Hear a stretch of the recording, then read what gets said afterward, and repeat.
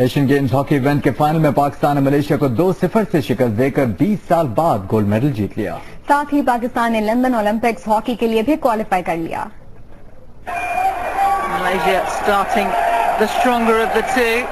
Guangzhou में hockey final में पाकिस्तान और मलेशिया ने इब्तिदा ही से एक दूसरे के गोल पर ताबड़तोड़ हमले शुरू कर दिए। दोनों जानिब से एक दूसरे के गोल पर हमले किए गए, जिसके नतीजे में 26वें मिनट में पाकिस्तान को पहला पेनल्टी कॉर्नर मिला, जिस पर सोहेल अब्बास ने गोल करके पाकिस्तान को बढ़तरी दिला दी। ये इवेंट में उनका 5वां गोल था।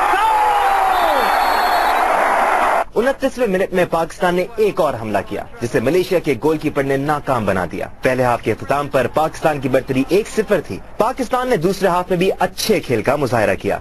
रेहान बट ने दूसरे हाफ के 3 मिनट में दूसरा गोल करके पाकिस्तान की बढ़तरी को 2-0 कर दिया।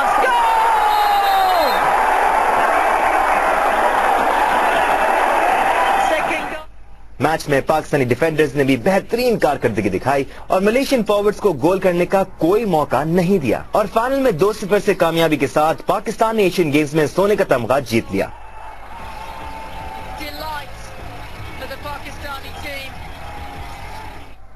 पहली बार फाइनल में जगह बनाने वाली मलेशिया की टीम ने सिल्वर मेडल हासिल किया।